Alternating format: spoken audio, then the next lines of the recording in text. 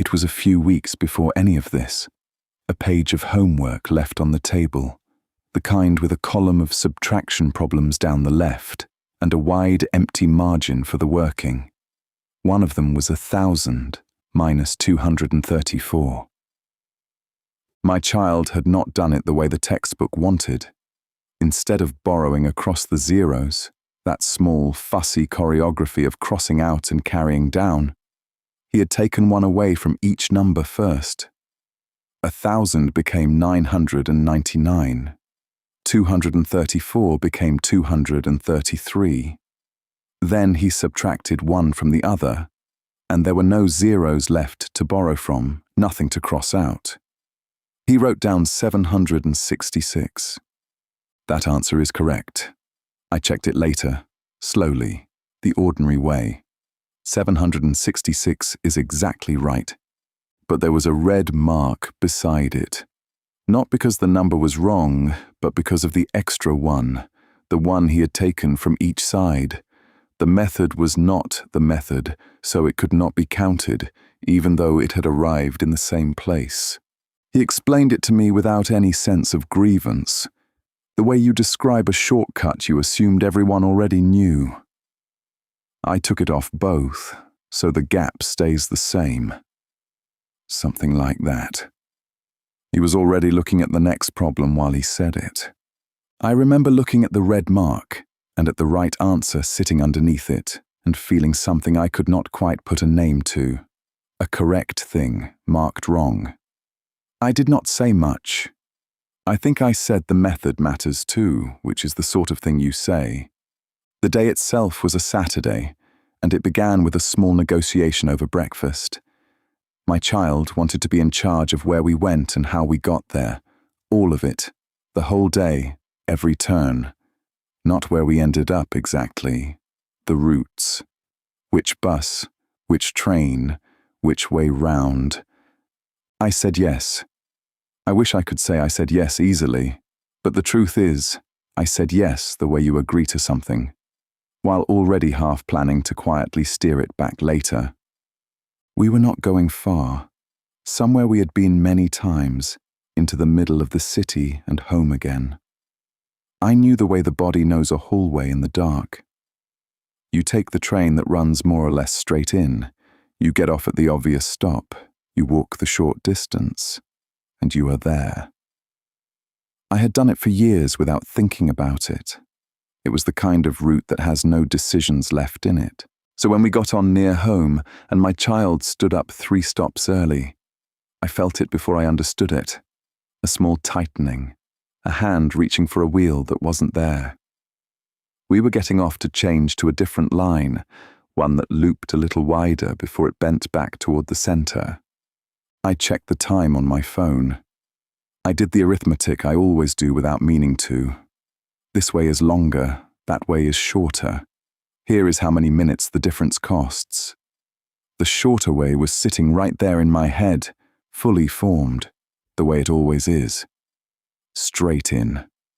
The fewest changes, the least chance of anything going wrong. I opened my mouth. Then I remembered the negotiation at breakfast, and I closed it again, and we stepped off onto the platform. This was not generosity.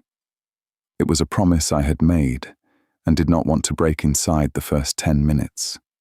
My child was already moving toward the other platform, reading the signs with the certainty of someone who had looked all of this up beforehand and was pleased to finally use it.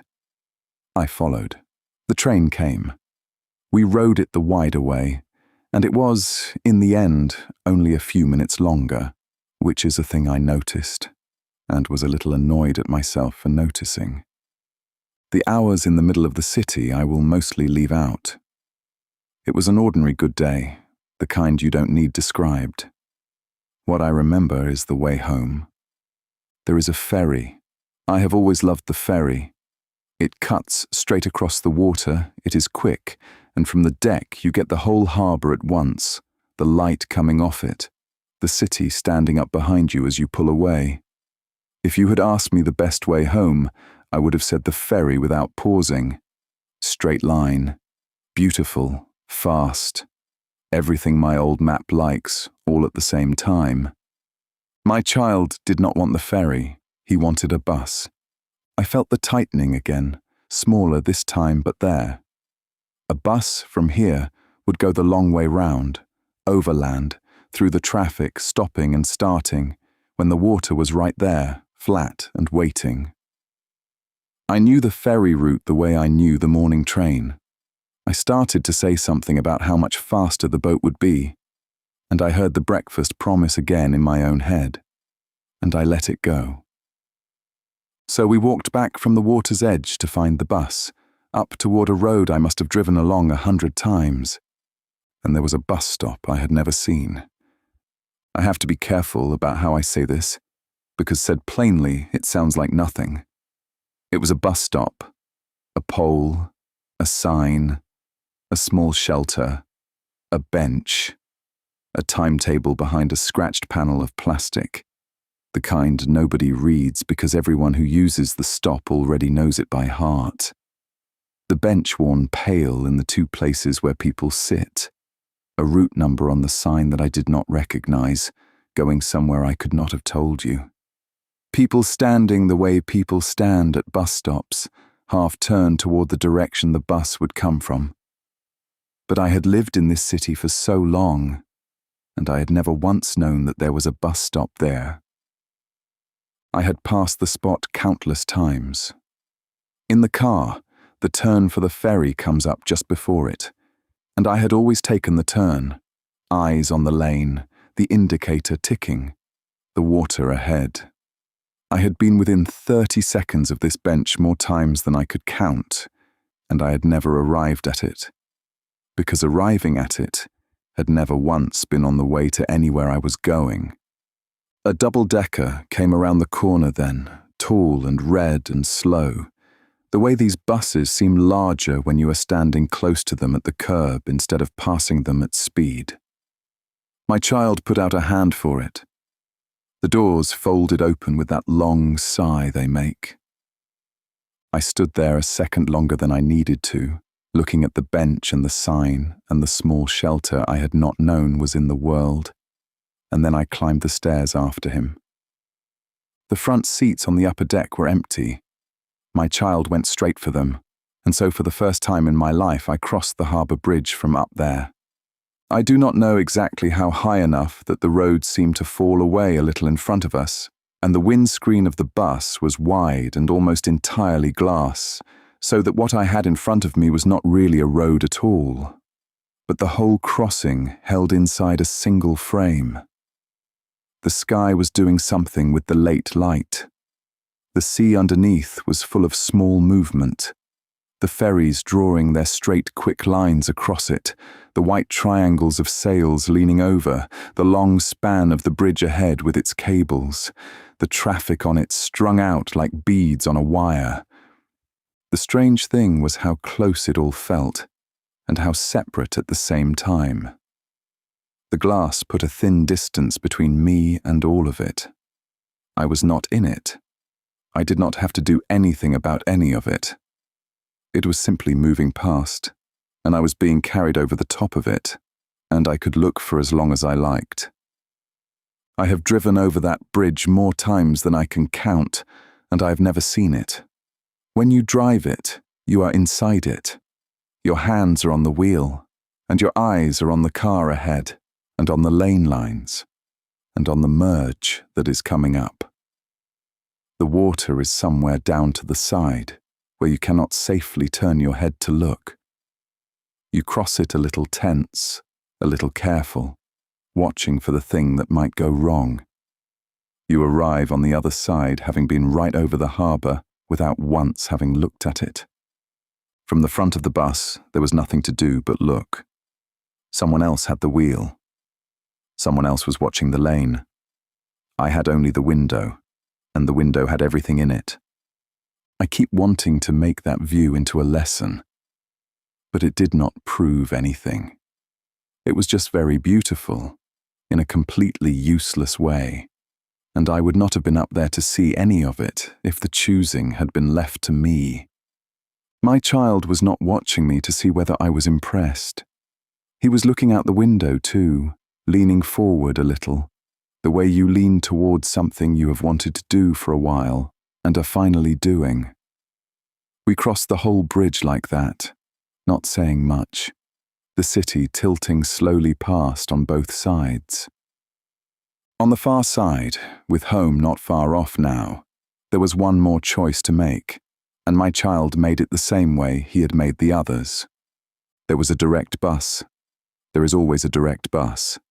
My map keeps a running list of them. And there was a longer one that looped through the older part of the area before turning back toward our street. He wanted the loop. By now, the urge to correct had worn down to something softer. Not a tightening anymore, just a small, familiar thought passing through.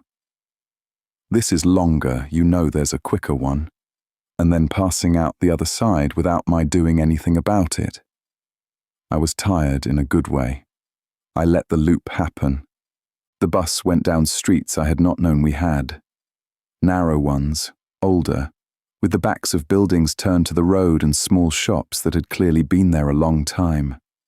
Their signs faded in that particular way that means nobody has needed to repaint them because everyone who matters already knows what they are. A side road of low houses, a wall with a tree grown half through it, a corner where two streets met at an odd angle no planner would draw now. I am not going to pretend I understood what I was looking at, or that I came away knowing the history of any of it. I did not.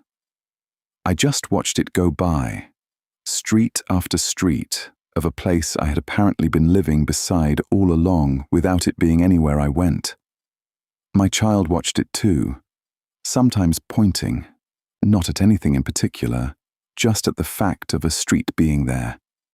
We did not talk about it. There was not really anything to say about it yet. The city kept being larger than I had thought it was. Not in a way that announced itself.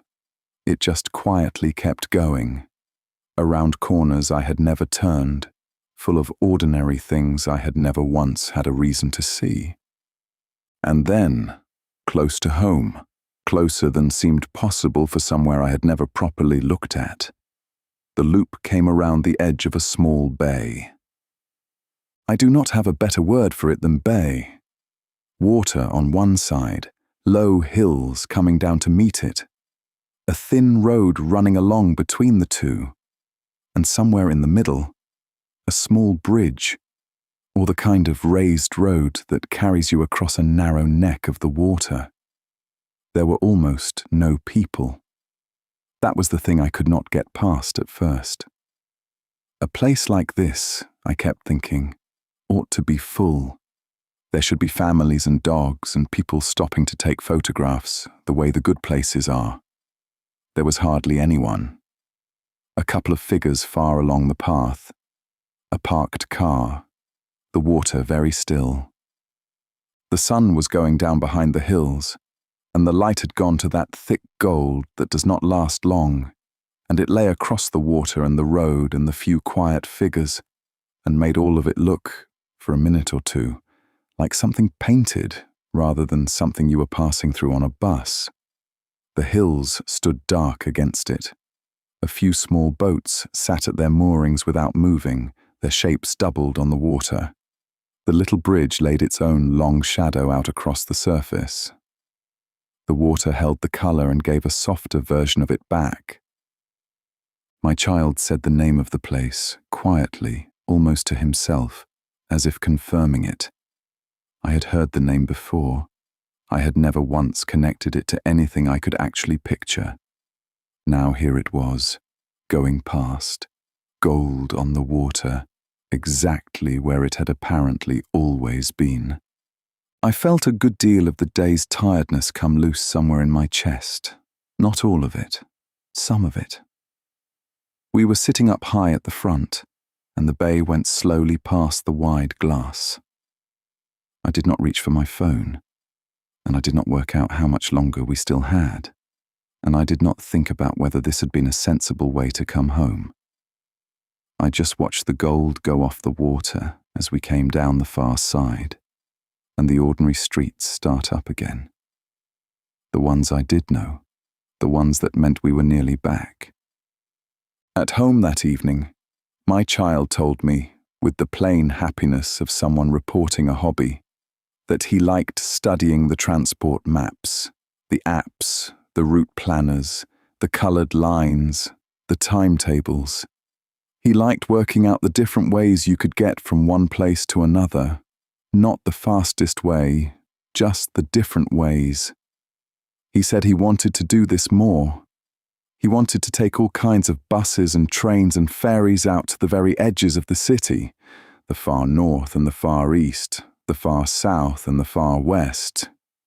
He wanted to find the things, he said, that you can live right next to for years and never notice. He said it the way children say what they want to be when they grow up, lightly, already half onto the next thing. It was not a statement about anything. He was just pleased. I have a map of my own. I have had it a long time. It is made of straight lines and shortest times and the fewest places where a thing can go wrong. It is a good map. It got me to work and home again for years.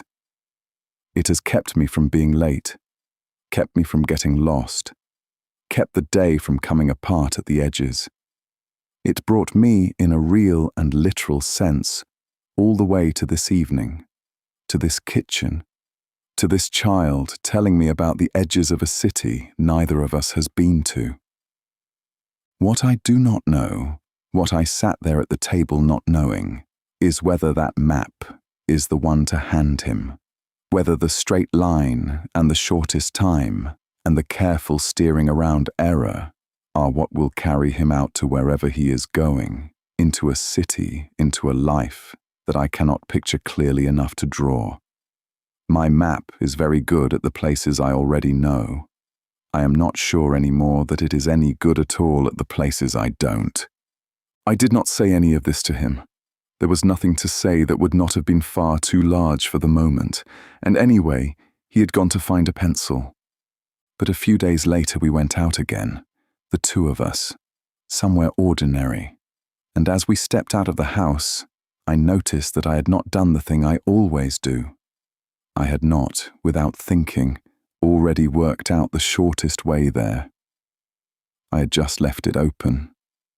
I was standing on the step, waiting, a little, to see which way we would go.